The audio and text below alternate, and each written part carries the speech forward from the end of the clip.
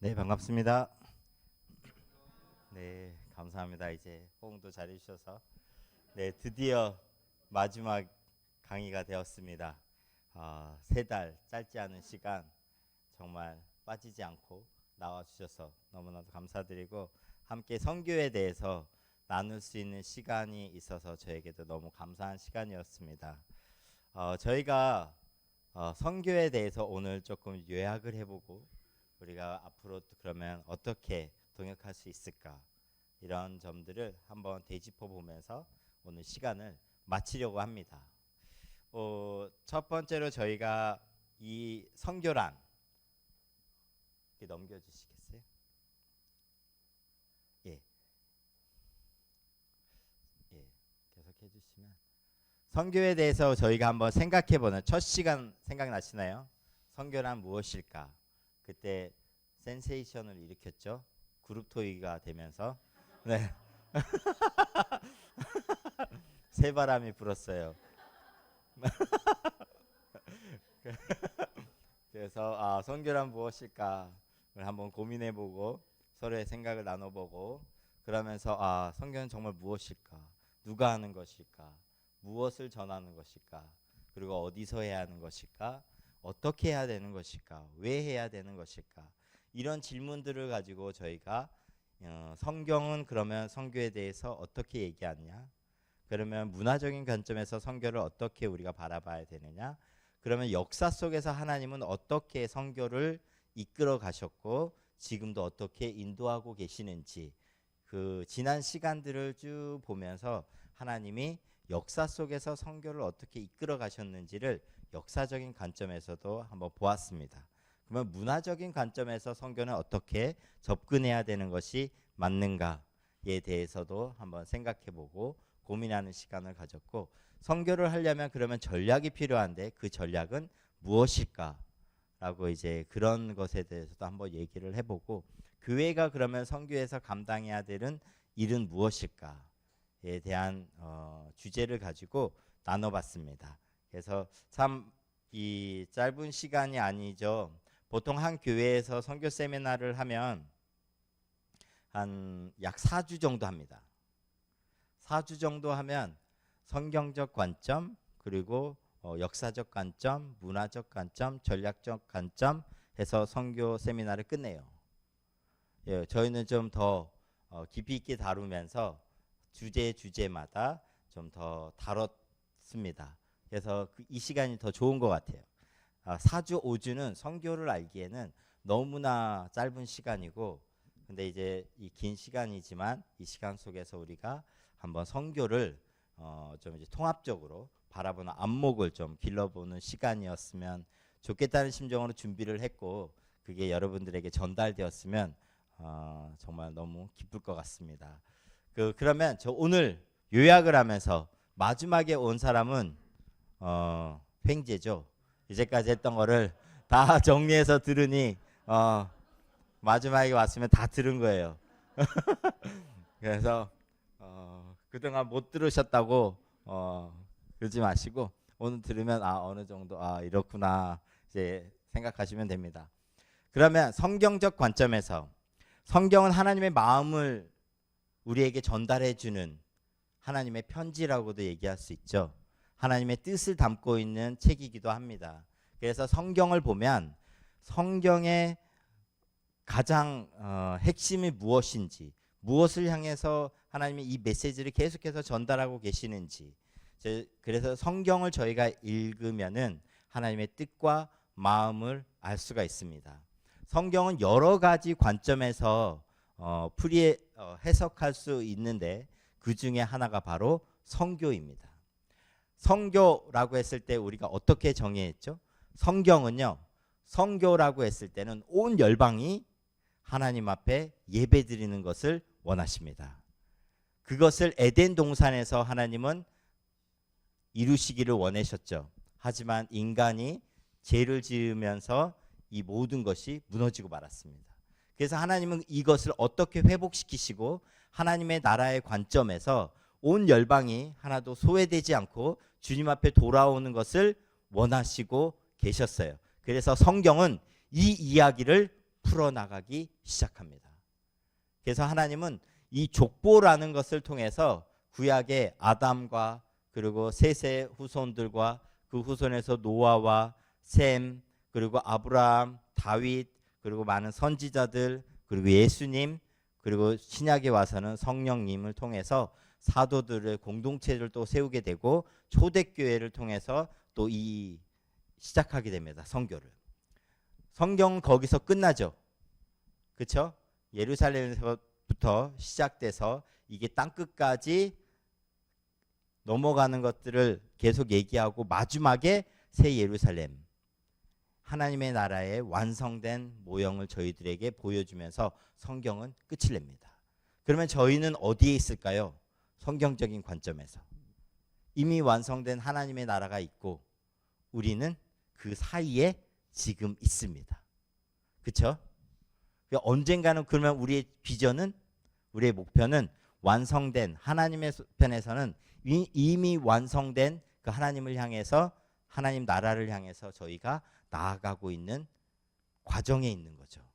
그러면 이 과정 가운데서 하나님은 교회를 통해서 이 일들을 이루시기를 원하신다는 거예요. 그래서 이 성경적인 관점에서 본다면 하나님은 에덴 동산에서 만드시고 완성하기를 원하셨던 그 나라를, 하나님의 나라 새 예루살렘에서 완성하기를 원하시는데 그 과정에 성경은 계속해서 이야기를 하는 겁니다. 그 핵심에는 이것을 이루기 위해서는 바로 예수님이 필요하셨고, 그래서 하나님은 선교사처럼 예수님을 보내셨고, 그리고 예수님이 이 땅에 오셔서 이것을 완성하셨습니다. 그리고 이 구원을 완성하시고 성령님을 통해서 이 선교가 계속해서 이루어지고, 예수님의 우리에게 분부한 선교에 대한 명령은 성령님에 의해서 이것이 완성이 되기를 원하시는데, 그러면서 우리를 이 선교의 동역자로 우리를 불러주셨다는 겁니다. 성경적인 관점에서는 하나님은 그러면 에덴부터 시작해서, 에덴 동산부터 시작해서 계시록에 완성된 하나님의 나라, 이 관점에서 하나님은 무엇을 원하신다? 선교는 하나님의 비전이다. 그래서 선교는 하나님이 하시는 거예요. 하나님이 이루고자 하시는 그분의 큰 비전입니다. 그래서 선교는 우리의 선교가 아니고요. 우리의 선교는 하나님의 선교여야 됩니다. 우리의 선교는 하나님의 선교로부터 시작이 되어야 됩니다. 이게 우리가 성경적인 관점에서 하나님의 선교에 우리가 참여해야 된다. 이것을 위해서 하나님이 우리를 불러주셨다. 이것을 하나님은 역사 속에서 보여주셨어요. 그래서 초대교회부터 지금까지의 역사를 쭉 보면 하나님이 인간 역사를 운행하시면서 통치하시면서 이 선교의 역사를 어떻게 이끌어 가셨는지를 보면 하나님이 여전히 이것을 원하신다라는 것을 알 수가 있습니다. 역사적인 관점에서 보면 초대교회부터 시작을 해서 오순절에 성령님이 임하시고 초대교회가 이제 부흥하기 시작하죠. 하지만 초대교회가 예루살렘에만 머물고 성령이 임하시면 땅끝까지 가야 되는 것이 하나님이 원하시는 것이었지만 유대인들과 그 예루살렘에 있었던 성도들은 예루살렘에 머물기만 했었고, 그래서 하나님은 핍박이라는 외부의 압력을 통해서 예루살렘에 있는 성도들을 흩어버리셨죠. 그래서 땅끝까지 가야 되는, 성령이 임하시면 땅끝까지 가야 되는 사명을 이루게 하십니다. 그래서 사도들이 흩어지죠. 사도들이 ht어지고, 그리고 인도까지 오게 되고, 유럽에 가게 되고, 아프리카로 가게 되고, 에티오피아까지 가게 되고, 이 12사도들이 계속해서 흩어지면서 복음을 전하기 시작합니다. 땅끝까지, 그 당시에 유럽의 땅끝, 스페인까지 가야 되겠다는 비전을 가졌던 바울도 이것을 이루고자 했었고요. 하지만 이게 어디에 막히죠? 로마에 막히게 되죠. 로마가 막히면서 기독교가 로마의 종교다, 로마인 기독교, 이것이 잡히면서 이것을 하나님이 계속해서 깨트립니다. 민족주의도 깨트리고, 로마화된 기독교를 깨트리고, 비잔틴화된 기독교를 깨트리고, 서구화된 기독교를 깨트리고, 이 중동이나 이쪽에 가게 되면요, 유럽은 곧 기독교다. 유럽이 하는 일은 기독교가 하는 일이다. 그래서 이 오해가, 이 헐리우드 영화를 보면 기독교인들은 이렇게 생각하고 있구나. 이 말은 어떤 걸 동일시하냐면 서구인과 기독교를 동일시하는 거거든요. 근데 이런 것들을 하나님이 계속해서 깨뜨리십니다. 하나님의 복음은 어느 민족에 사로잡힐 수가 없어요. 갇힐 수가 없죠. 복음은 이거보다 더 크니까, 더 포괄적이고 많은 민족을 포함시킬 수가 있으니까. 그래서 이 하나님은 이 복음이 들어가서 그 민족을 복음화시켰지, 그 민족이 복음을 받아들여서 이 복음을 그 나라 민족 걸로 만들지 못했어요. 그 시도를 계속했지만 하나님은 계속해서 그것을 깨트렸습니다. 그래서 이 사람들의 편견을 가지게 되었는데, 로마 사람들은 자기보다 미개한 사람들, 야만인이라고 여겼던 사람들을 복음화시키려고 하지 않았죠. 그랬더니 하나님이 이 지경을, 로마 사람들이 이 지경을 딱 쳐버렸어요. 우리는 여기를 넘어가지 않겠다. 경계를 치니까 하나님 어떻게 해요? 이 경계를 계속 무너뜨리죠. 그랬더니 북방에서 야만인들이, 그때는 야만인이라고 여겼던 사람들이 계속해서 공격해서 들어오고, 그래서 이 경계를 다 무너뜨립니다. 들어왔던 사람이 정복한 사람의 신앙을, 복음을, 믿음을 받아들였는데 이 믿음이 이 민족을 다 변화시켜버리는 하나님의 놀라운 일들이 일어나기 시작하죠. 그러면서 하나님이 이 복음의 한계와 경계, 민족적인 경계를 다 무너뜨려 버립니다. 그래서 뭐 고트족이라든지 켈트족이라든지 나중엔 바이킹족이라든지 이 북방에 있었던, 유럽 그 북쪽에 있었던 많은 민족들이 복음을 받아들이기 시작합니다. 그래서 그게 중세 시대 때 하나님이 역사하셨던 선교 방법이었어요. 그 당시 하나님은 어떤 것을 사용했었죠? 그때는 수도원이라는 이 공동체를 사용해서 선교를 하게 됐습니다. 종교개혁 시대에도 하나님이 선교를 하게 됐었고, 그리고 이 종교개혁 이후에 현대로 이렇게 오면서 이제는 복음이 유럽에서 다른 나라로 이제 가게 됩니다. 식민지 정책이 전 세계적으로 일어나면서 강대국들이 나라를 정복하러 가고 식민지화 시키러 가려고 할 때, 그때 이 분위기를 타서, 이 기류를 타서 선교사들도 함께 나가기 시작하죠. 그때 이제 인도로 나가고 중국으로 나가고 이러면서 복음이 계속해서 뻗어나가게 됩니다. 그럴 때 이 한 가지 단점이 말씀드렸던 것처럼 식민지화 이 정책과 함께 복음이 들어가다 보니, 영국이 식민지화 시켰는데 영국에서 선교사들이 왔어요. 선교사들이 복음을 전했는데 이 복음은 영국 사람들의 종교다, 이렇게 받아들이는 것들이 생기기 시작해서 하나님이 이것 또한 무너뜨려 버리죠. 그래서 이게 아니라, 복음은 어느 민족의 한계 안에 있는 것이 아니라 그것에 뛰어넘는다는 것을 하나님이 보여주십니다. 그래서 그 선교가 지금까지 왔어요. 그래서 이 선교 때문에, 이 하나님의 역사하심 때문에 지금 저희가 예수님을 믿고 있는 거죠. 그래서 이 선교는 하나님이 선교를 하실 때요, 사람들을 사용하십니다. 사람들을 이어달리기처럼 계속해서 그 시대에 하나님의 마음을 품은 사람들을 계속해서 일으키셨어요.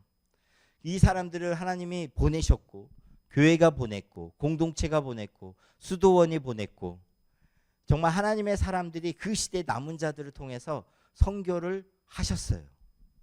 오늘도요, 현대에도 하나님은 하나님의 마음을 품은 그 사람을 통해서요, 이 일을 이루고 계신다는 겁니다. 이 일이 끝날까요? 언제 끝날까요? 하나님이 오실 때 끝나겠죠. 그럼 그때까지는 이 일은 계속해서 이루어져야 되고, 땅 끝까지 모든 종족 가운데 하나님의 복음이 들어가고 소개되고, 그럴 때까지 하나님은 멈추지 않는다는 거예요.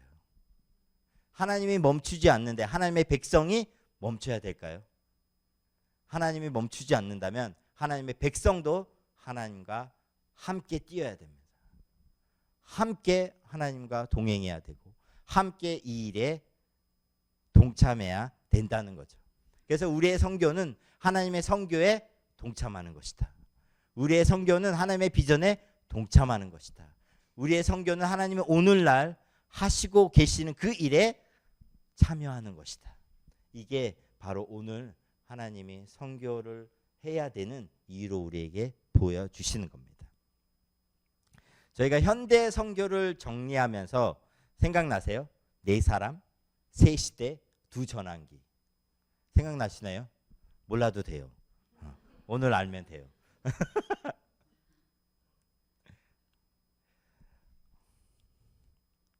여기가 새로운 새가 아니고 세계 할 때 새. 잘못 적었죠?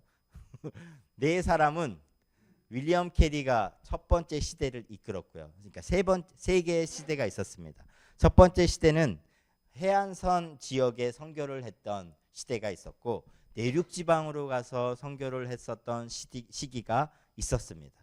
세 번째 시기는 이제는 종족 가운데 선교를 해야 된다 하는 현대 선교의 그런 이제 발전이 있었어요. 시행착오를 겪으면서 더 지금 필요가 무엇인지를 발견하면서 이런 선교가 이 문제점을 해결하면서 나온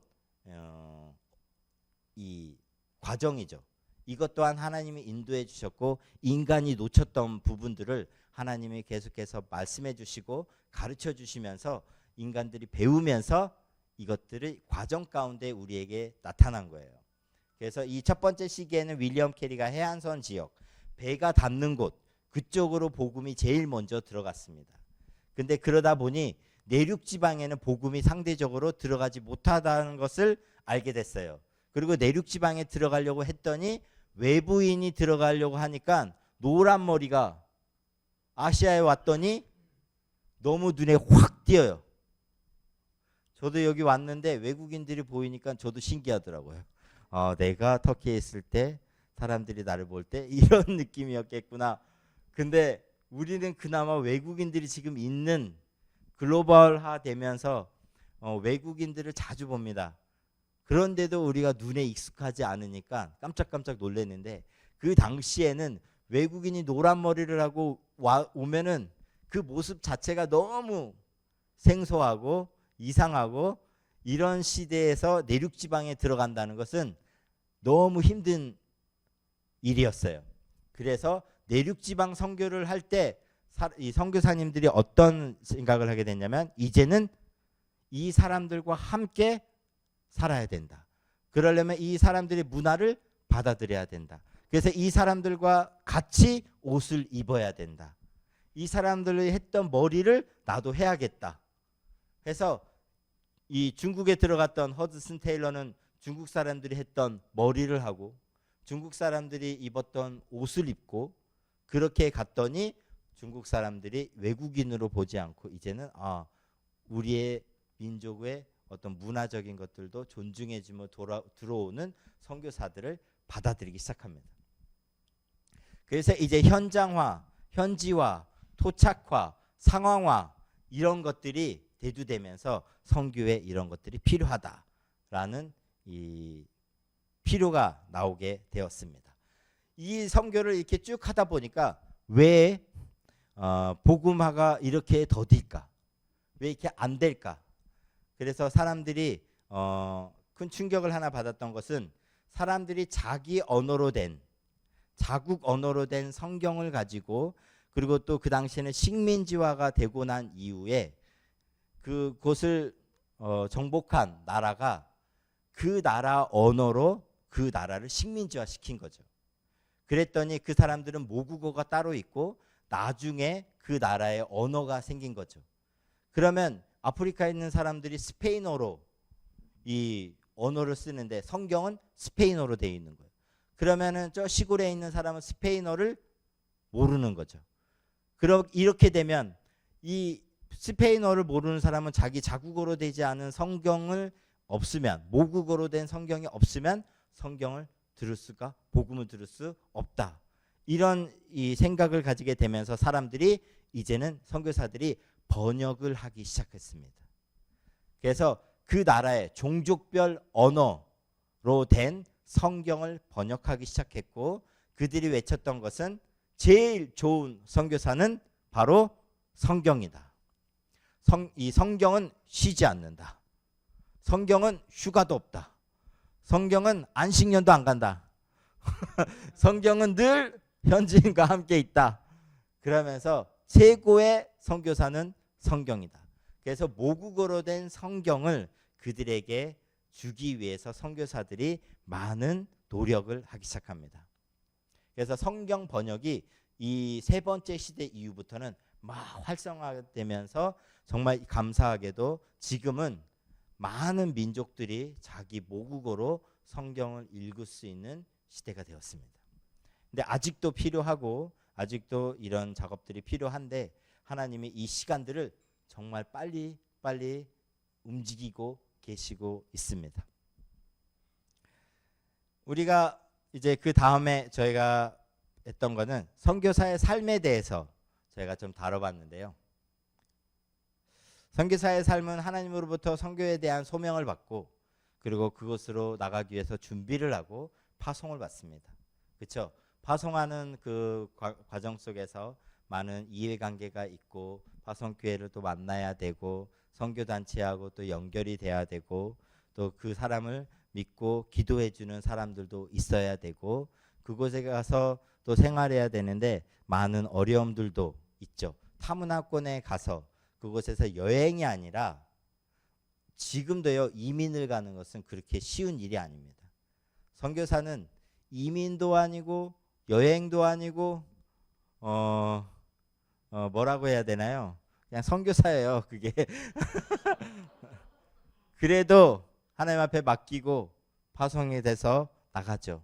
그곳에서 살다 보니 오늘은 여기에 있을 수 있고 내일은 다른 곳에 있을 수 있는 곳이 바로 선교사들의 삶인 거죠. 그러다 보니 하나님께 전적으로 의지해야 되고 믿음으로 바라봐야 되고, 오늘 당장 여기서 추방당하면 또 어디로 가야 될지를 하나님께 묻고 또 가야 되는 사람들이고, 오늘 여기에 있으면 또 하나님이 여기에서 무슨 일을 우리에게 맡기실 일이 있구나 생각하면서 그곳에 있는 사람들이 바로 선교사이죠. 그러다 보니 선교사들은 그곳에서 현장에 있으면서 외로울 수 있고 영적으로 고립될 수가 있기 때문에 그들에게는 영적인 삶에 대한 재충전이 필요하고, 또 그들이 문화 충격을 받거든요. 선교사들이 가서 문화 충격을 많이 받아요. 근데 이게 자기도 모르게 이게 문화 충격이야 모르면서 스트레스를 받아요. 근데 이게 막 시간이 지다 보면 이게 문화 충격일 때문에 받는 스트레스였구나. 이제 이런 것들이 하나씩 이제 드러나기 시작하는데, 근데 제일 중요한 건 선교사는 생명을 전하는 사람들이에요. 복음을 전하는 사람들이에요. 그러다 보니 영적으로 늘 깨어 있어야 됩니다. 성경에 베드로 전서에 그런 말 있죠. 만일 너희에게 소망을 묻는 자들이 있다면 그들을 위해서 항상 대답할 말을, 그 소망의 이유에 대해서 대답할 말을 준비하라고 합니다. 선교사는 이것에 대해서 늘 준비가 되어 있는 사람들이 되어야 돼요. 누구를 만나든지요, 그 사람이 내가 의도치 않았을 때요, 갑자기 복음을 물어볼 때가 있어요. 여러분들도 삶 가운데 그런 일 있지 않나요? 갑자기 어느 사람이 뭘 물어봐요. 왜 교회 다니는데? 뭐 교회 가면 뭐 있어? 터키는 교회 가면 돈 준다며? 진짜 돈 줘? 그럼 현지인들 뭐라겠어요? 우리가 헌금하는데.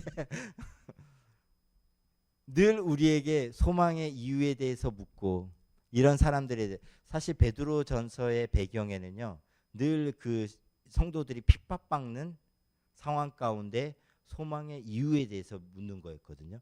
그건 정말 어려운 겁니다. 근데 그 당시에는 핍박을 받잖아요. 핍박을 받는데 이 믿음을 저버리지 않아요. 소망이 있어요. 그래서 그들에게 물어보는 거예요.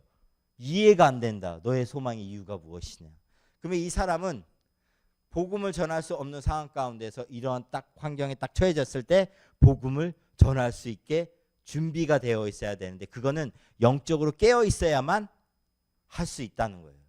우리가 자주 이 시간이 딱 지나고 나서 그때가 하나님이 나에게 복음을 전하라고 준 타이밍이었는데 내가 그것을 놓쳐버렸구나. 우리가 가끔 깨어있지 않으면 그거를 놓쳐버리기도 합니다. 그리고 여기 한국 같은 경우에 공동체가 있고 이런 데서는 공급하는 데가 되게 많아요. 영적인 공급이 많아요. 설교도 있고 매주 설교가 있고 주중 모임들이 있고 공동체가 있고 샘 모임이 있고 이런 모임들이 많은데, 거기에 가면 딱 하나님과 여러분 혼자 이 상황 가운데서 이 모든 걸 해결해야 되는 거죠. 그래서 선교사에게 필요한 거는 영적인 삶이 이게 무너지면 안 되는데 이것을 지켜나가야 되는 힘이 필요하고 이 삶이 건강하게 유지가 되어야 된다. 그리고 성육신적인 삶이 필요하고 그 문화에 스며 들어가야 되고 그 사람들과 같이 살아야 되는 것들. 제가 터키에 가서 늘 기도했던 것은 하나님 저에게 터키 사람의 혀를 주십시오. 그래서 제가 정말 은사로 저에게 언어를 주십시오. 터키어를 할 수 있도록 저에게 은혜를 주시고 은사로 저에게 할 수 있도록 도와주시라고 하나님이 기도에 응답해 주십니다. 그러면 하나님이 이게 그들의 삶에 들어가는 거고 그들과 함께 그들처럼 되는 것이 선교사들이 할 일들이죠. 그 또한 선교사는 혼자 가지 않고 싱글은요 참 어려워요. 근데 이제 가족으로 들어갔을 경우에는 이 가족이 참 이 가족 공동체적 삶이 참 쉽지가 않습니다. 코로나가 터지면서 사람들이 24시간 붙어 있는 가족 때문에 너무 힘들어하고 아이들이 학교를 안 가고 이 남편은 어디도 안 가. 계속 삼시세끼 밥을 달래. 너무 힘들어요. 24시간 가족이 한 군데 붙어 있는 게 너무 힘든 거예요. 코로나 기간 동안. 근데 선교사는 가잖아요. 가족이 24시간 함께 있어야 돼요. 아이부터 부모, 이 부부는 늘 함께 있어야 되고 이게 선교사의 삶입니다. 그래서 가족이 함께 이 유대 관계와 이게 사랑이 없으면요 다 무너져 버려서 선교사들이 철수하는 이유 중에 큰 이유 중에 하나가 바로 이 문제 때문에 철수하는 경우가 많아요. 다반수예요. 자녀들이 적응을 못해서. 그래서 자녀하고 떨어진 기러기 선교사라고 해야 되나요? 자녀는 다른 나라 학교로 보내버리고 그리고 부모는 선교를 하고 참 어려운 거죠. 그래서 자녀들은 한국에 있는 대안학교로 보내기도 하고 독일에 있는 MK 스쿨로 보내기도 하고 그래서 떨어져서 살면서도 선교를 하는 사람들이 있고 저는 그렇게 바람직하지 않은 것 같아요. 저는 가족은 선교 공동체이고 가족 공동체로서 하나님이 묶어주신 운명 공동체입니다. 그래서 어떻게 하더라도 함께 살아야 된다고 생각해요. 특별히 선교지에서. 그래서 이 가족이 함께 선교를 하고 아이들을 통해서 하나님이 또 하시는 선교가 있거든요. 부모가 하는 선교가 아니라 가족이 든든하게 세워진 신앙의 모본이 있어야 현지에 그런 가정들이 세워져요. 선교사는 막 외치는데 자기 자녀들은 딴 데 가서 교육받고 있어요. 참 아이러니하죠. 그래서 정말 가족이 함께 공동체적인 삶을 살면서 선교를 하는 것은 너무나 중요합니다. 그래서 선교사는 이 사역적인 삶을 빼버리면 사실 해외로 파견을 간 회사원이랑 주재원이랑 똑같이 살 수도 있어요. 네. 근데 선교사가 될 수도 있다면 그러면은 그거는 바로 이 복음을 위해서 살아가는 또 삶이 있어야 됩니다. 그게 또 선교사가 살려면 복음을 전해야 돼요.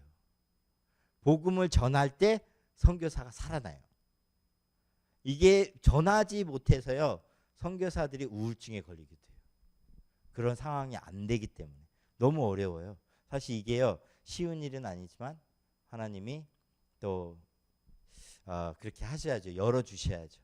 그래서 사역적인 삶도 있고 하나님의 복음을 위해서 교회를 개척하든지 하나님이 불러주신 그 자리에서 부르심의 그 일을 충성하게 감당해야 됩니다. 안 그러면 뭐 주재원이라든지 한인과 다를 바 없이 그냥 그곳에서 사는 한 사람, 한 성도가 되어버릴 수도 있어요. 그러다 보니 선교사는 균형적 있게 이 균형 있는 삶을 살아가는 것이 중요합니다. 그리고 이제 문화적인 관점에서 선교를 어떻게 할 것이냐. 선교를 하는 사람은 자기의 문화를 가지고 있습니다. 될 수 있으면 그 문화에서 태어나서 그 문화를 잘 알고 이 문화 속에서 복음을 전할 수 있으면 너무 좋겠죠. 하지만 대부분은 저처럼 몇십 년을 그 나라에서 자라서 교육을 받고 문화를 다 배우고 나서 타 문화에 가가지고 선교를 합니다. 그러다 보니 이 사람은 자문화가 있고 타문화가 있고 이 과정 속에서 복음이라는 것을 가지고 타문화에서 어떻게 전할 것인지가 아주 중요하죠. 그래서 이 사람이 자칫 잘못하면 자문화를 가지고 복음을 전할 수가 있어요. 그러면 타문화권에서 전혀 문맥과 상관없이 복음을 전할 수가 있어요. 여러분들이 이슬람을 모르고 이슬람권에 가가지고 복음을 전하면 어떻게 될까요? 복음이 안 들어가겠죠. 우리가 불교를 모르는데 그런 걸 모르고 그곳에 가서 불교 나라에 가서 복음을 전한다? 그러면 또 다른 접근이 필요한 거죠. 그래서 그들이 알아들을 수 있는 언어와 그들이 알아들을 수 있는 단어와 생각과 가치관과 세계관과 이 세계관 속에서 하나님의 복음에 빗대어서 잘못된 것을 얘기해주고 복음이 그 사람들의 언어를 가지고 다시 한번 그들에게 복음이 전해질 수 있는 것이 바로 이 복음, 문화와 함께 생각하면서 선교를 해야 된다는 겁니다. 이게 안 되면 복음이 안 들어가요. 사람들이 생각하기를 교회에 왔다, 예배를 드린다, 뭐 기도도 하는 것 같아, 그리고 세례도 받았어. 근데 그 문화권에서 그냥 여전히 살고 있어요. 주일은 와서 예배를 드려요. 기도도 하는 것처럼 보여요. 찬양이 시작되면 찬양도 해요. 나가요. 이 예식에 참여한다고 해서 그 사람이 기독교이니까요. 뭐 아니죠. 우리가 생각하는 이 복음이 들어간 복음의 사람은 그렇지가 않죠. 복음은 삶과 연관되어 있죠. 삶이 없는 복음은 반쪽짜리 복음이죠. 그래서 이 복음은 우리의 생각과 마음과 영을요 쪼개어서 그것을 복음적으로 다 바꾸어 버립니다. 그래서 예수님을 믿으면 우리가 예전에 있었던 세계관, 가치관, 인생관 뭐 다 이런 것들이 복음이라는 시각을 가지고 바라보게 되죠. 그래서 우리의 세계관이 복음적 세계관이 바뀌게 됩니다. 그래서 진정한 회심은 세계관의 변화라고도 얘기를 하기도 해요. 우리가 하나님을 만나고 나서 계속해서 우리 안에 필터링 돼야 되는 것 중에 하나가 예전에 복음과 반대되는 반복음적인 문화를 우리 안에서 다 이것을 제거해야 된다는 거예요. 그래서 복음의 시각을 가지고 세상을 볼 수 있어야 되고 나를 볼 수 있어야 되고 그렇죠? 우리의 존재를 하나님 안에서 발견해야 되잖아요. 우리가 하나님을 알 때 나에 대해서 알 수 있잖아요. 그래서 하나님이 누구냐에 따라서 나의 행동 양식이 정해지죠. 하나님이 용서하시는 하나님이라면 우리가 용서하는 것을 배우겠죠. 하나님이 심판하시고 율법을 강조하시면서 율법을 통해서 구원을 받을 것이다. 이것을 강조하는 하나님이라면 이 종교는 율법을 통해서만 구원에 이를 수 있어요. 그래서 율법주의와 이것이 아주 강하게 들어와 있습니다.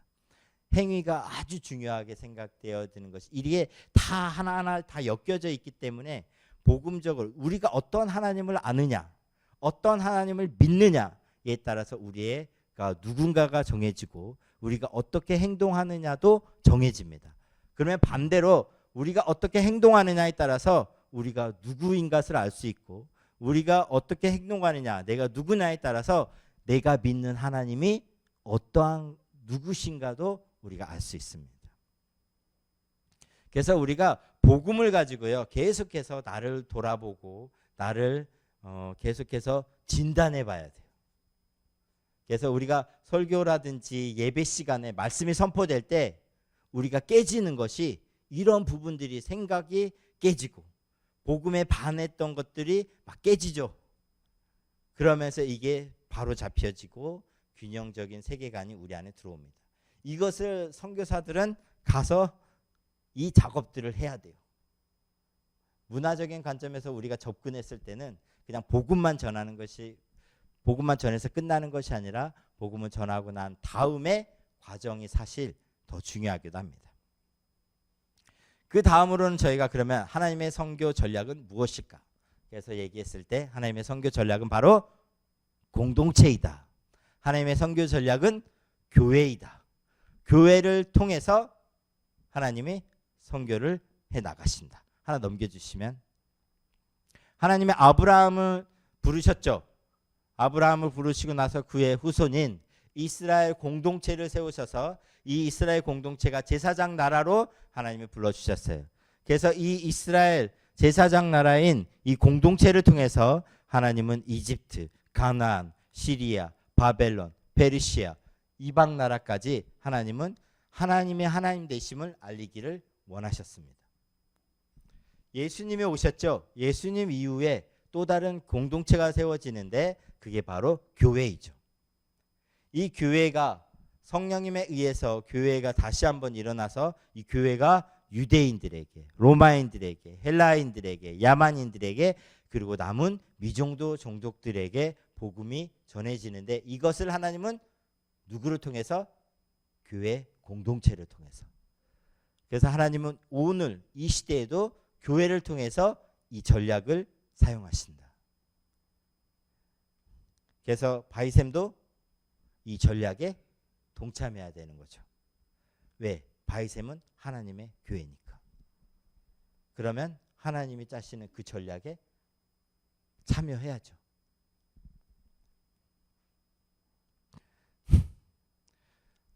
그러면 선교 전략은 많은 것이 있습니다. 그래서 사람들이 창의적 접근 지역에 들어갈 때 비즈니스, 교육, NGO, 많은 의료 이런 것들을 통해서 들어가는데, 이것이 들어가더라도 선교의 본질은, 선교의 전략은 교회 공동체이기 때문에 선교의 본질, 전략의 본질 또한 교회가 세워지는 것을, 이것을 본질로 삼아야 된다는 겁니다. 이것은 없어져 버려도 안 되고 잊혀져 버려도 안 되고 놓쳐버려도 안 되는 것이죠.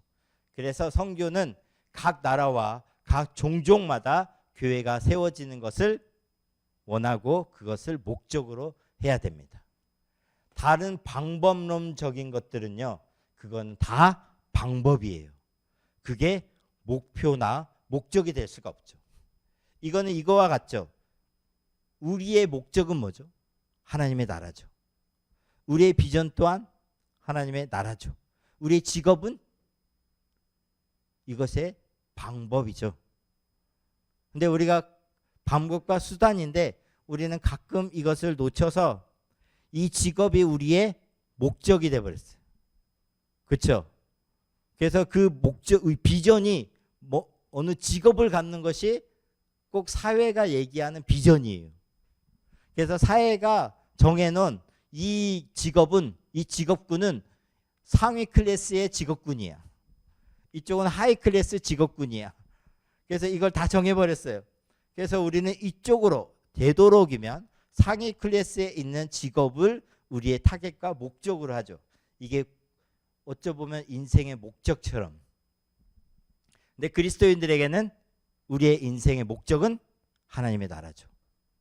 하나님의 나라가 이 땅 가운데 이루어지는 것이 우리의 비전 아닌가요? 그렇죠? 우리의 목적이죠. 그 외에 있는 우리의 직업이라든지 우리가 소유하고 있는 것들은 다 방법과 수단으로 하나님은 우리에게 주신 겁니다. 이게 주객이 전도되는, 선교도 마찬가지고 이것이 주객이 전도가 되면 본질이 흐려지고 다른 것을 쫓게 됩니다.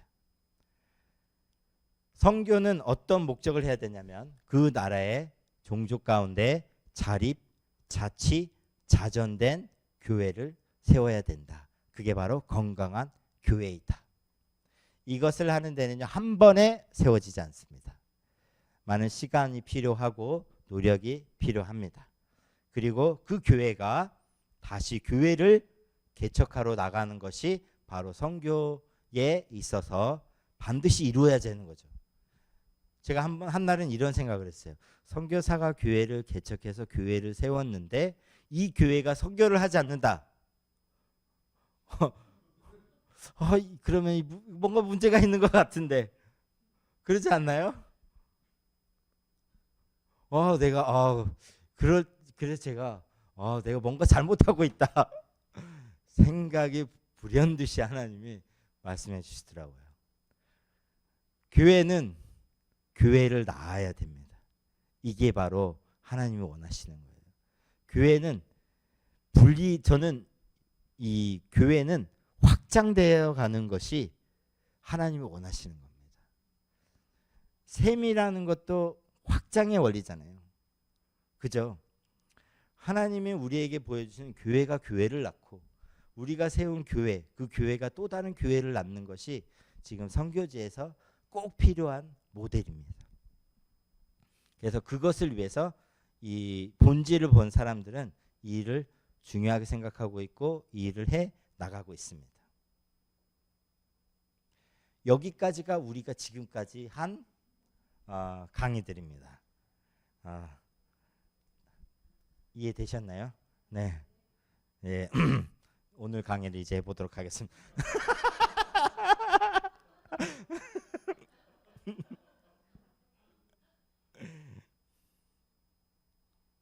여기까지 들으면 어떤 생각이 드세요? 우리가 선교를 해야 되는가? 선교는 선택인가? 우리가 마땅히 해야 되는 하나님이 우리에게 주신 비전인가? 어떻게 생각하세요? 선교사는 선교사들이 해야 되는 선교사에게만 이양해서 선교사님들이 하는 일이야. 그렇게 우리가 이해할 수도 있지만 그게 아니다. 선교는 우리가 해야 되는 거다. 선교는 교회가 해야 되는 거다. 선교사를 파송하는 것도 교회이다. 그렇죠? 그래서 교회는 선교를 해야 되는 거고 선교는 교회가 해야 되는 겁니다. 교회가 선교를 하는 이유는 선교가 하나님의 비전이기 때문에 그렇습니다. 우리는 하나님의 선교에 동참하는 겁니다. 그런데 여기서 중요한 것 하나. 오늘 이게 핵심인데요. 선교는 혼자 할 수 없습니다. 그래서 오늘 선교적 동역을 얘기를 하고 오늘 이 전체 세미나를 마치려고 해요. 원리는 간단합니다. 선교는 혼자 할 수 없다. 선교사도 혼자 할 수 없다. 교회도 혼자 할 수 없다. 그래서 선교는 동역적인 필요가 반드시 있습니다. 동역을 하지 않는 사람들의 특징은 다른 사람의 생각을 무시해요. 그리고 자기의 생각이 옳다고만 생각해요. 다른 사람이 얘기하는 건 잘 듣지 않아요. 그리고 혼자 하기를 좋아하는 사람들이 있어요. 근데 이것이 기질적인 측면도 있지만 이것이 나중에 어떻게도 초래하게 되냐면요. 결과를 이 일을 내가 했다라고 얘기할 수 있는 게 아주 많아집니다. 제가 경험해 본 바 그거였어요. 그래서 하나님이 저를 혼자 뭔가를 시키지 않는 것 같아요. 이제는 혼자 하면 이거 내가 했어 라고 얘기할까 봐. 그래서 하나님이 자꾸 다른 사람들과 하게 만드세요. 혼자 하려고 할 때도 혼자 막 했는데 막 개척이 돼가지고 막 교회가 막 성장하고 이 교회가 또 교회를 낳고 그러면 제가 얼마나 교만해지겠어요. 제가 하나님 앞에 정말 회개하고 3번 선교제에서 크게 회개한 적이 있어요. 그게 뭐냐면 똑같은 이유였거든요. 3개 다 하나님의 영광을 취하려고 하는 제 마음이었어요. 그 교만함. 이 교만함이 제 안에 있더라고요. 이게요, 큰 일을 했다고 해서 이런 마음을 품는 게 아니고요. 조그만 일을 했는데도 그런 마음이 들어요. 이게 참 인간이 어쩔 수 없어요. 제 마음은 이래요. 그래서 제 마음을 하나님이 잘 아시고 제가 이 마음 지키려고 부단히 노력하고 있습니다. 그래서 선교사는 동역을 해야 돼요. 혼자 할 수 없어요. 혼자 하면 위험해요. 고립될 수 있고, 그리고 자기의 의를 높일 수 있고, 자기의 성공을 높일 수가 있고, 하나님의 영광을 취하는 교만함이 들어올 수 있습니다. 혼자 했는데 잘 되면요, 복이 아닐 수 있어요.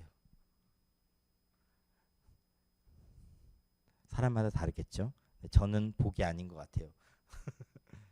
그래서 선교사는 교회와 선교사, 교회, 선교단체 이 세 개는요, 삼각형처럼 함께 동역하며 선교를 해야 됩니다. 예전에는 윌리엄 캐리는 선교 단체를 통해서 뭔가를 하려고 했었어요. 한 교회가 뭔가를 감당할 수가 없으니까. 그래서 전략적으로 교회들이 선교를 할 수 있도록 선교 단체가 이것을 이끌어 가자 해서 전략적으로 선교 단체를 세웠어요. 선교 단체가 다 나쁜 건 아니고요. 선교 단체를 통해서 이루어져야 되는 것들이 있고, 교회가 또 해야 되는 역할이 있고, 선교사가 해야 되는 역할이 있다는 겁니다.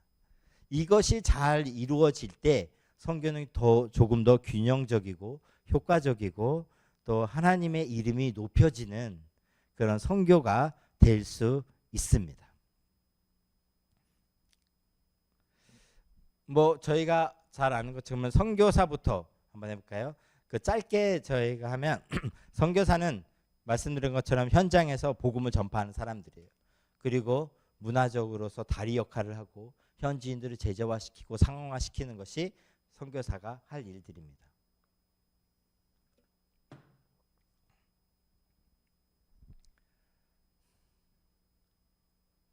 선교사의 삶과 선교사의 삶.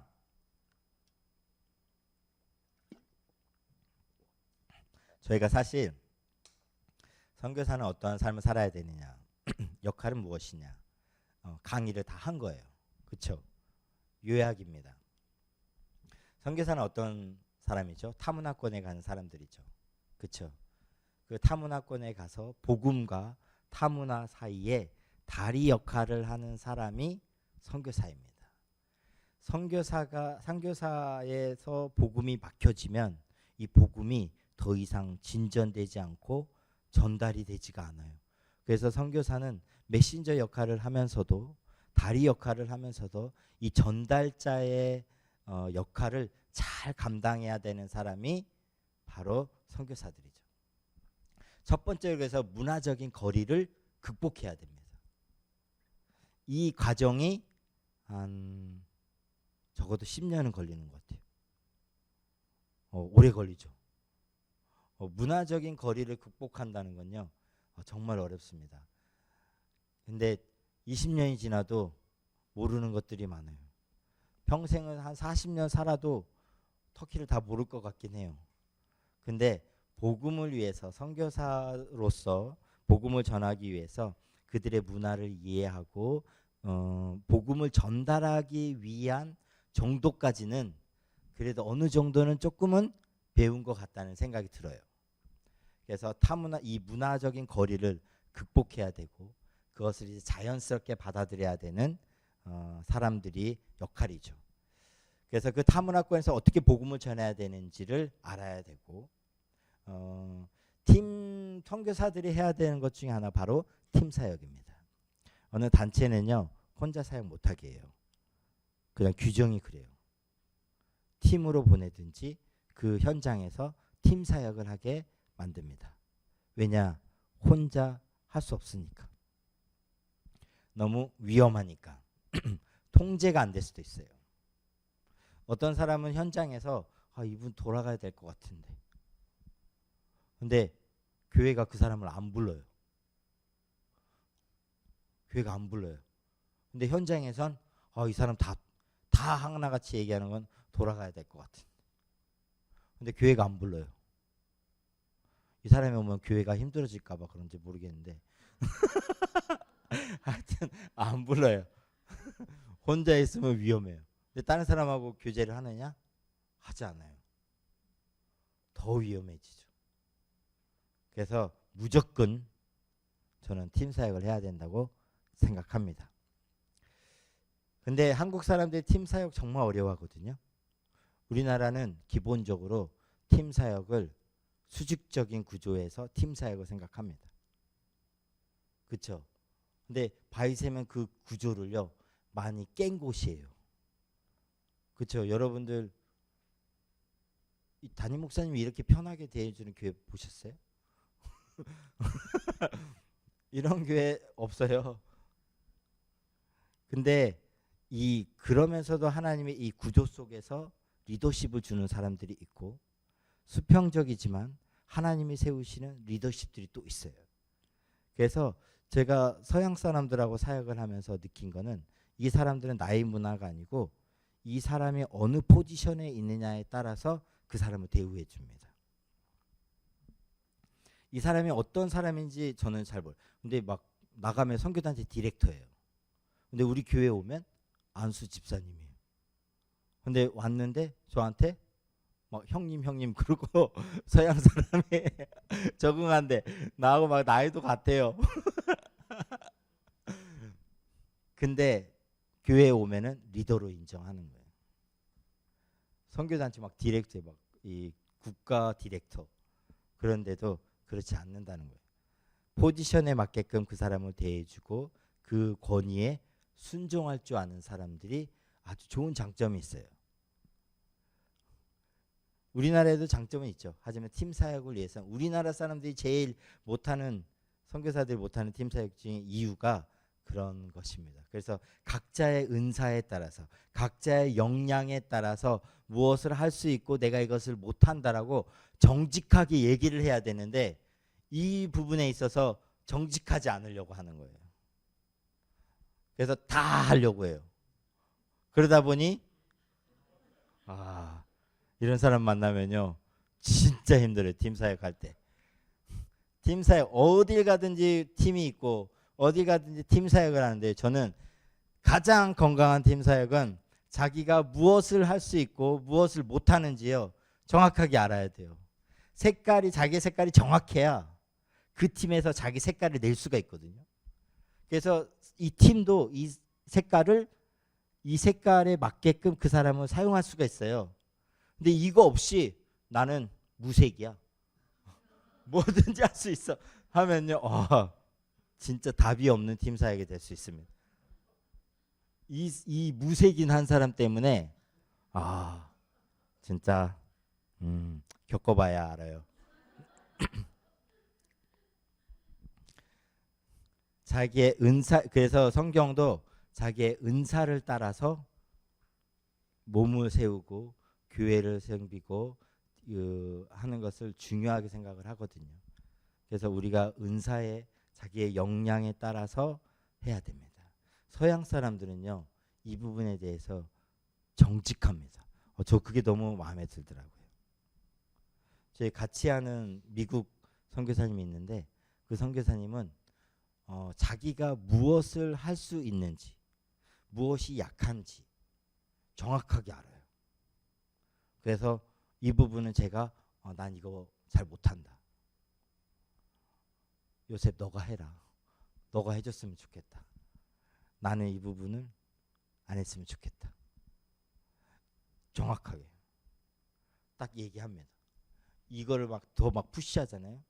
힘들어요. 난 이거 못하는데. 그래서 자기의 역량과 은사와 그거에 맞게끔 팀 사역을 할 때는 그게 너무 중요하다. 그리고 선교사는 팀 사역을 잘해야 된다. 그리고 또 하나는 선교사는 현지 교회를 존중해야 돼요. 현지 교회를 무시하면 안 돼요. 현지 사역자를 무시하면 안 돼요. 그 사람을 낮게 보면 안 돼요. 자기보다 낮게 보는 선교사님들이 있어요. 근데 그게 아니라 현지 사역자를, 현지 목회자를 그 사람을 사역자로 봐줘야 되는 거예요. 그 사람을 존중해주고 그 사람한테 배워야 되는데 선교사님들이 나는 하나님이 나를 보냈어. 나는 하나님의 사자야. 나는 하나님의 사도야. 너는 내 말을 들어야 돼. 그거는 잘못된 거야. 이렇게 하면 안 돼. 이렇게 해요. 그냥 말하는 것 같죠? 기본적으로 나는 하나님이 보낸 사도야. 그래서 위에서 이렇게 보는 게 너무 많아요. 선교사는 그래서 이제는 현지교회와 파트너십을 잘 구축하고 그들을 도우려고 하고 그들에게 배우려고 하고 하는 것이 정말 필요합니다. 그러지 않으면 정말 어려워요. 저는 선교사에게 가장 중요한 역할 중에 하나, 그리고 잊지 말아야 될 것은 맡은 자에게 구할 것은 충성이라. 저는 선교사들이 이걸 잊어버리면 안 되는 것 같아요. 선교사들이 현장에서 살다 보면 열정이 이렇게 막 사그라들 때가 있어요. 저는 그때 그 선교사님은 안식년을 해야 된다고 생각해요. 그래서 제가 안식년을 하는 거예요. 이게 다시 살아나야 되니까. 이게 열정이 없으면요, 정말 답이 없는 선교사가 될 수 있습니다. 여러분이 파송한 그리고 기도해 준 선교사가 현장에서 열정 있게 사역하시기 원하시잖아요. 그렇죠? 그러려면 필요해요. 정말 매갈이 없이 그곳에서 예, 하나님은 사랑이십니다. 이렇게만 있다가 오면 뭐 이게 되겠어요? 안 되죠. 근데 정말 하나님의 그 마음으로 가득 차고 성령으로 충만해서 하나님이 그때그때 말씀해 주시는 그걸 가지고 사람들에게 복음을 전하고 사람들을 세우고 그런 열정이 있어야 돼요. 그들에게 또 구할 것, 그들이 또 가져야 되는 것은 충성되게 이 일을 감당할 수 있는 거예요. 선교사들은요, 빠져가 나가고 도망갈 때가 너무 많아요. 숨을 때도 많아요. 여러분, 선교사님들 가서 뭐 하는지 알겠어요? 모르잖아요. 뭐 CCTV를 달아놓을 수도 없고 모르잖아요, 뭐 하는지. 여러분, 제가 얘기해서 뭐 얘기하면 진짜일까요? 몰라요. 현장을 와보지 않고 모르잖아요. 어떻게 사는지 모르고 이분이 정말 뭘 하는지도 모르겠고. 근데 우리가 믿고 보내는데 선교사는 그래서 정말 하나님 앞에서 충성되게 이 일을 본인이 이거 마음을 지켜가면서 해야 되는 거예요. 어떤 분은 이런 얘기 했었어요. 선교사에게 가장 필요한 것은 또 하나, 절제이다. 선교사가요, 정말 절제 없이 막 하기 시작하잖아요. 그러면 사역은 1이고 다른 거에 대한 열정이 너무 충만해질 수가 있어요. 네. 그래서 바뀌어버릴 수가 있습니다. 선교사님들이 운동하잖아요. 뭐 테니스도 하잖아요. 근데 테니스를 복음 전하는 것보다 더 열심히 하면 어떻게 될까요? 이게 막 너무 힘들어져요. 막 탁구를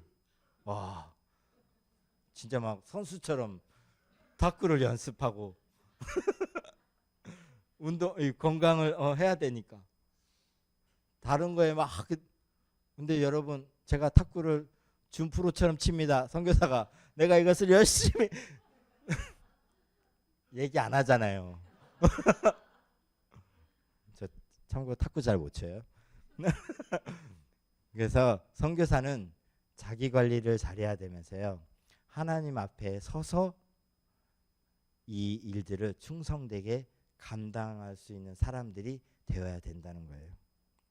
안 그러면 얼마든지 숨을 수가 있고 얼마든지 포장할 수 있는 사람들이 어찌 보면 선교사들이 될 수 있다는 거예요. 정말 현지교회, 한국교회가 선교사님들에게 큰 위로처럼 얘기해 줬던 게 뭐였냐면, 선교사님, 그곳에 있는 것만으로도 선교입니다. 선교사들에게는 너무 큰 위로죠. 어떤 사람에게 위로냐면 정말 거기서 열정을 쏟아가지고 하나님이 보여주신 일 막 진짜 막 최선을 다해서 막 해요. 근데 일이 안 돼요. 한 명도 예수님을 믿지가 않아요. 근데 돌아왔는데 교회가 선교사님 괜찮습니다. 선교사님 거기 있는 것만으로도 그것이 선교이고 하나님이 또 그곳에서 일하는 것이지 않겠습니까? 라고 얘기를 해주죠. 그럼 선교사님들이 너무 큰 위로를 받죠. 근데 선교지에서 이런 일을 아무것도 안 해. 그냥 아침에 일어나서 밥 먹고 뭐 아무것도 안 해. 뭐 운동하러 다니고 그리고 이제 계속 이래요. 근데 이제 한국 교회인데 선교사님 그래요. 거기 있는 게 하나님의 선교죠. 너무 다르죠. 어떤 분은 선교지에서 계속 예배만 드려요. 아침에 일어나서 기도하면서 예배 드리고 점심에 밥 먹고 또 이제 오후에 또 예배 드리고 저녁에 밥 먹고 저녁에 또 예배 드리고 또 그 다음날 아침에 일어나서 기도하고 예배 드리고 그쵸. 그곳에서 예배 드리는 게 정말 중요하죠. 이게 참 이게 어려운 거예요. 그렇죠? 근데 그곳에서 참 하나님이 우리에게 불러주신 그 자리에서 우리가 어떻게 살아야 되는지 저는 선교사가 정말 하나님 앞에서 답해야 되는 문제이긴 하죠. 근데 선교사의 책임은 정말 맡은 자에게 구할 것은 충성이니라. 저는 이 말이 늘 두려운 말이에요. 그래서 정말 충성되게 열정 있게 하나님이 주신 열정으로 그 열정으로 선교하고 싶고 이게 또 사그라들려고 할 때는 또 안식년에서 다시 또 중단해서 나가야죠. 그래서 선교사는 그곳에서 이것만이 아니라 문화적인 복음을 적용해서 또 새로운 그 나라에 맞는 복음적 문화를 다시 만들어내야 돼요. 이게 선교사들이 또 해야 될 일이기도 합니다. 그리고 현지 지도자들을 양성해야 되고 또 그들이 현지 교회를 세울 수 있고 섬길 수 있도록 도와야 되고 그리고 계속해서 교회가 교회를 낳아야 된다. 그래서 선교적인 것들이 확장이 되어야 되고요. 그리고 그 지역사회에 영향력 있는 공동체가 되어야 된다. 이게 바로 선교사가 해야 될 일들입니다. 교회는 어떤 일을 할까요? 교회는 사람들을 계속해서 선교에 대해서 알려야 되겠죠. 교회가 선교에 대해서 외치지 않기 시작하면 어떻게 될까요? 몰라요. 교회는 정말 선교가 정말 하나님의 비전이고 하나님이 하시는 일이고 교회는 이 일에 동참해야 된다면 이것이 맞다면 교회는 선교에 대해서 외침을 잊어버리면 안 됩니다. 저는 너무 비교가 됐던 게 뭐였냐면 사도행전 13장 말씀을 가지고 설교하는 거를 들었어요. 거기서 바울과 바나바를 파송하잖아요. 안디옥 교회가. 근데 제가 그 말씀을 듣는데 요는 그거였어요. 우리가 전도하자. 우리가 나가서 이웃들에게 전도하자. 근데 제가 이 설교를 또 누구한테 들었냐면 한 목사님이 이 설교를 들으면서 그래 바울과 바나바가 나간 것처럼 나도 나가야 된다. 너무 이 적용점이 다른 거죠. 우리가 선교에 대해서요 이 말을 하지 않는 순간 저는 성경이 말하는 것 그 포인트들을 많이 놓칠 수 있다라는 생각을 많이 합니다.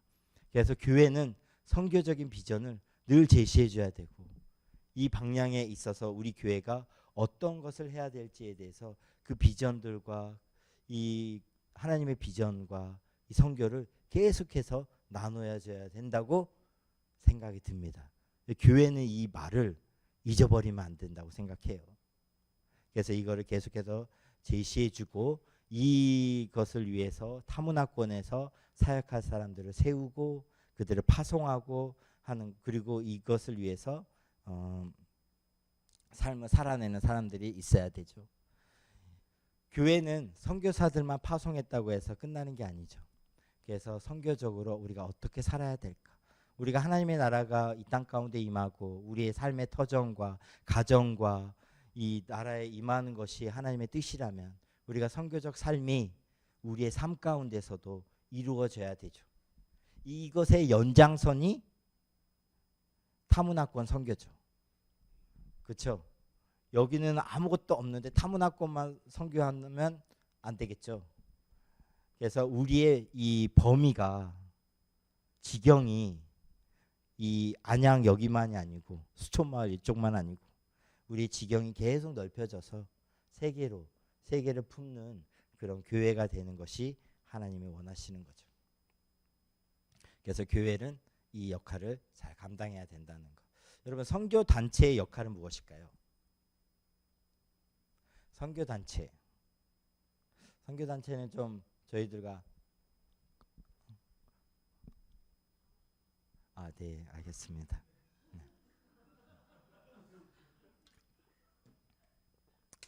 이제 끝내도록 하겠습니다. 네, 제 아내가 와 있어야 돼요. 그래서 제가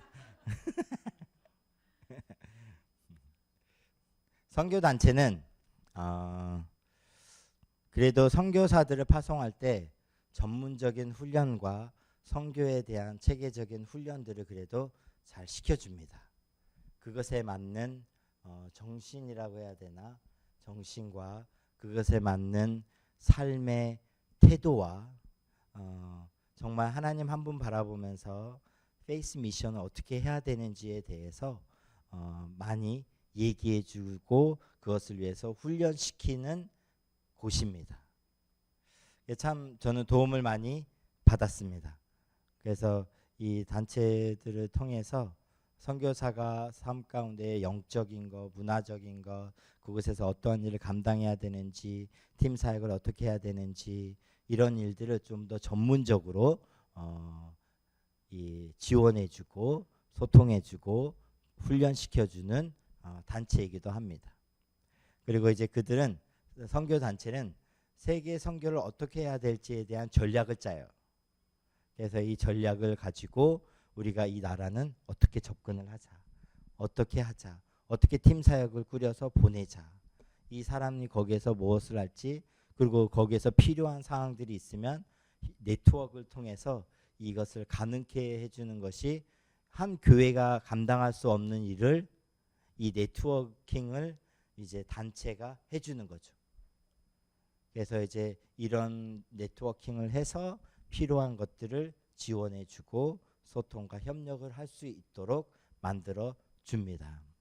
그래서 어쩔 때는 선교사들이 계속해서 파송교회 얘기를 할 수가 없고 협력교회 얘기할 수 없는 상황들을 어쩔 때는 단체가 얘기해 주기도 하고, 필요에 따라서 그 역할을 이제 단체가 해줍니다.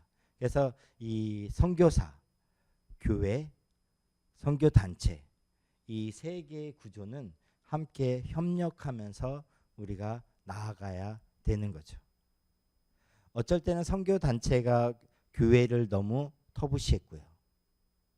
그렇죠? 예전에는 CCC에 가는 걸 되게 싫어했었어요. 왜냐면 CCC 가면은 교회를 너무 멀어지고 소홀히 하니까.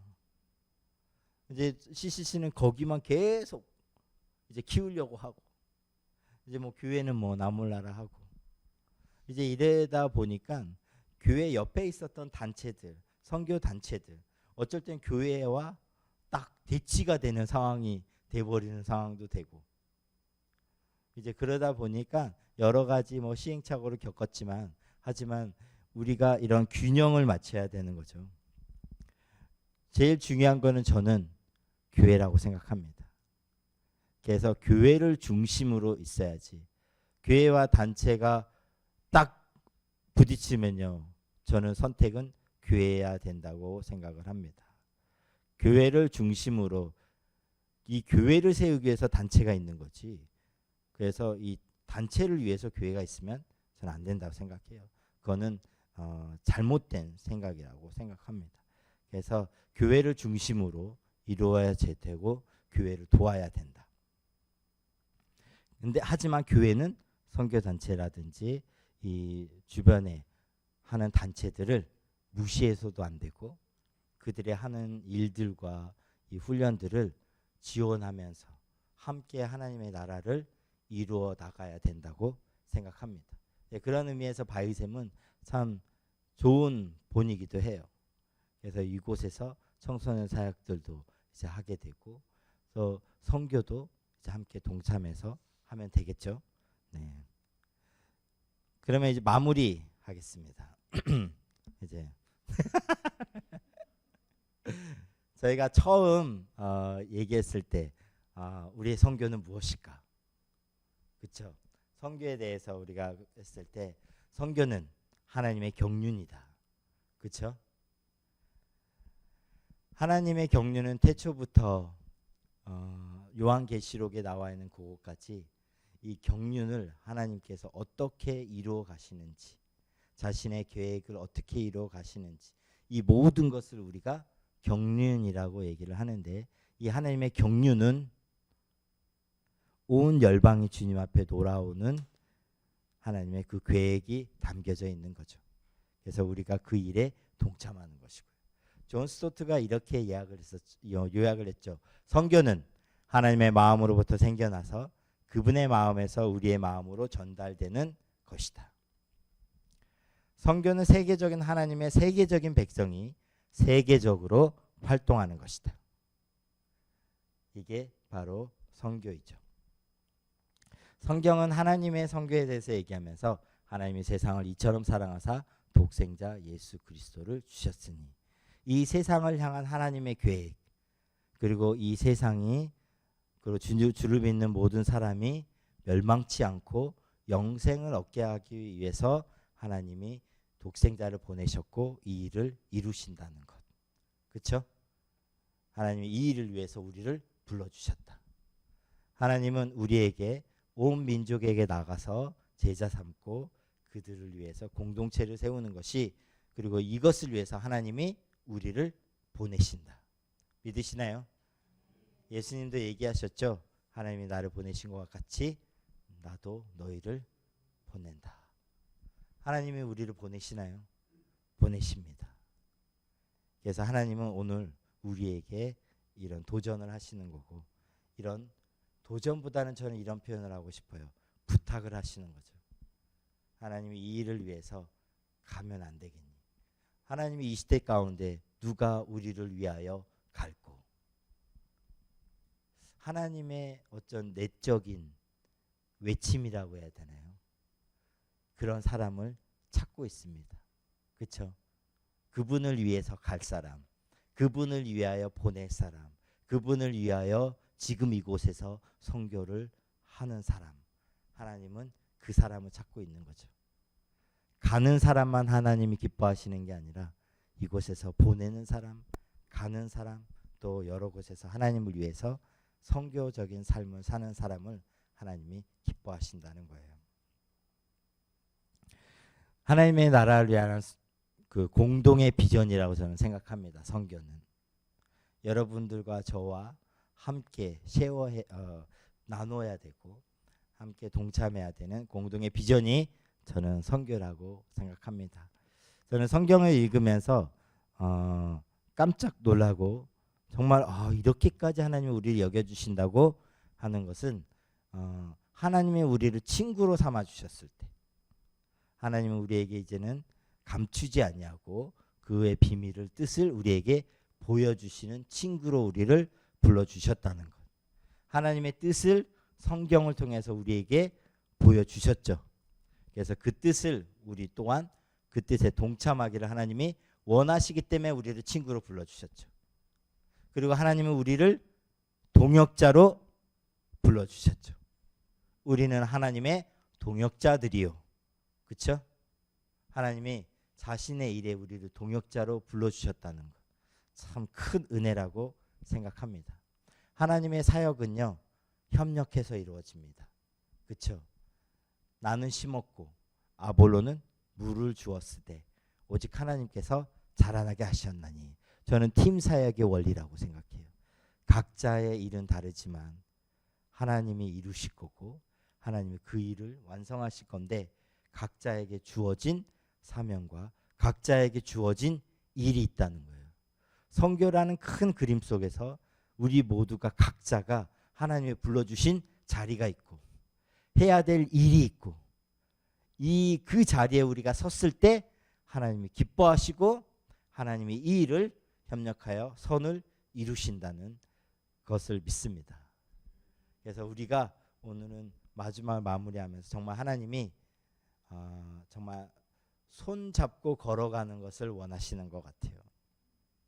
한 명만 뛰어가면 안 되는 것 같아요. 이 일은 같이 손 잡고 함께 가야 돼요.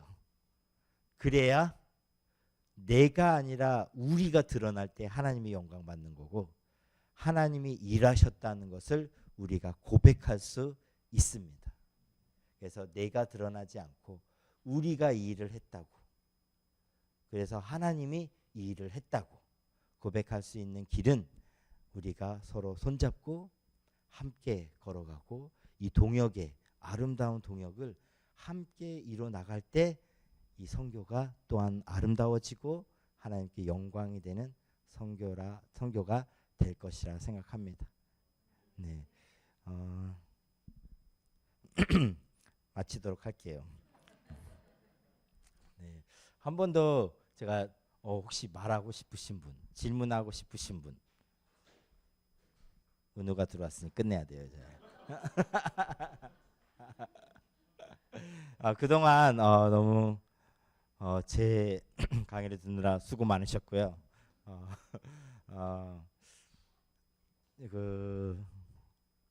미약하지만 참 하나님의 선교에 대해서 나누는 시간이어서 이 시간 가운데 정말 하나님의 선교가 하나님의 선교로만 남지 않고 이제는 우리의 선교가 되어서 우리의 비전이 되고 또 이것을 위해서 공동의 목적을 위해서 공동의 비전을 위해서 우리가 살아가는 저와 여러분들이 되기를 또 소망합니다. 네. 혹시 나누고 싶은 분은 없으시겠죠? 제가 기도하고 마치도록 하겠습니다.